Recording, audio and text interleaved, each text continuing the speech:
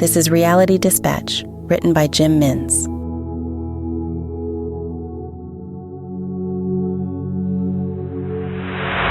Some acts are so drastic, so heinous, so pure evil that the forces beyond what is known in this world will seek to intervene to take that being from the earth and drag them down into the pit of eternal damnation, body and soul, the rabbi proclaimed.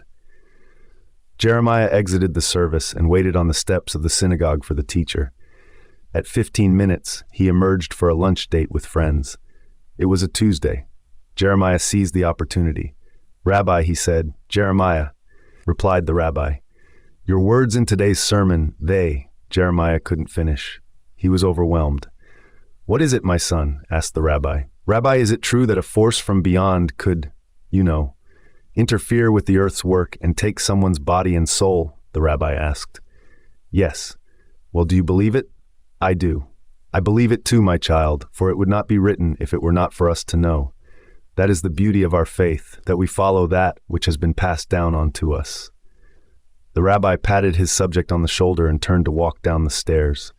Jeremiah turned once more to face his teacher. "But what if Jeremiah began. Once more, he could not finish the words he had mustered. Rabbi walked up the stairs to speak with his subject again. "Jeremiah, what is it that troubles you?" he asked. "Teacher, I have done it. I have breached the unbreakable walls and seen into the beyond, and now I am scared. I think I may have lost my entry. I may have lost my ability to enter." "My child, what you are saying makes no sense," the rabbi said. "Please break it down for me, section by section," he asked. "Rabbi, do you remember me from when I used to come here with my grandmama?" Jeremiah asked. "Of course," the rabbi said, although his memory was hazy. He did remember the boy, who was now a man, was named Jeremiah. "So you remember that I became a scientist?" "Yes, my child, yes. So you will know that I became a scientist because my mother and father died in a car crash and I wanted to discover a way to see them again?" Jeremiah asked. "My child, I was not aware of this, but if you say this is the reason why you chose your field, why did you not pursue a life of faith?" Rabbi asked. "I did, truly, I did. But I needed more.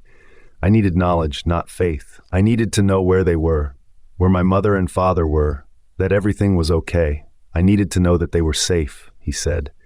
"Is it not enough to know that they love you? You need to know every detail?"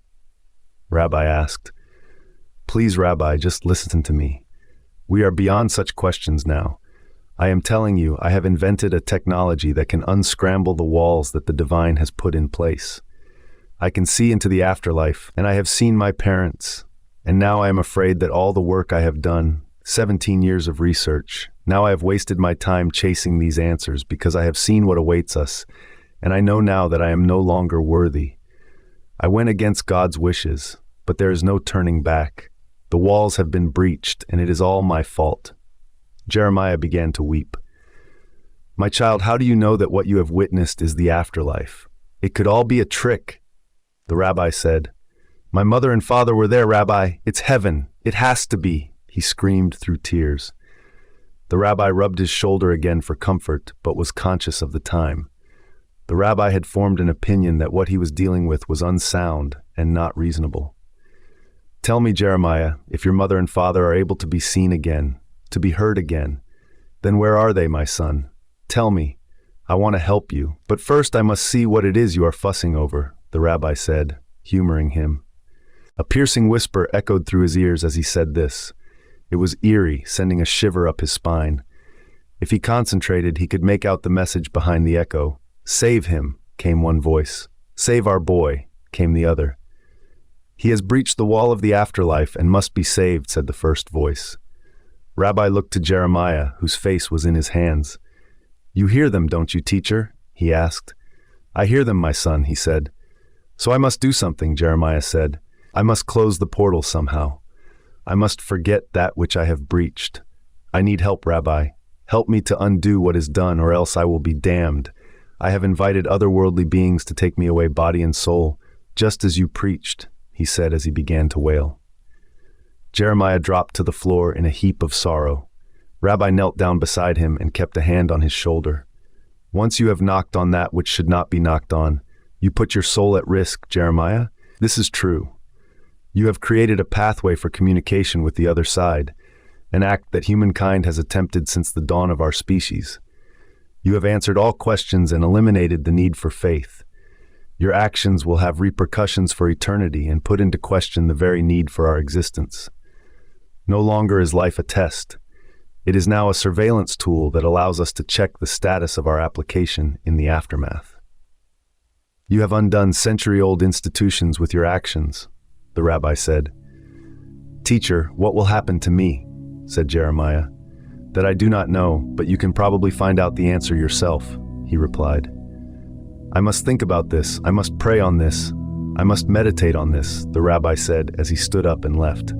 As he walked the footpath to the bus stop, he looked at the world with fresh eyes. The answers to the questions he had wondered about all suddenly became apparent. He was quiet at lunch. He had no appetite. He sat in silence.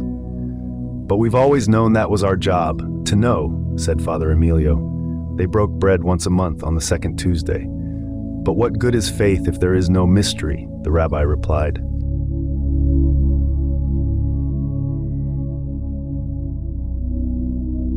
For more stories of fact-based fiction, head to jimmins.substack.com.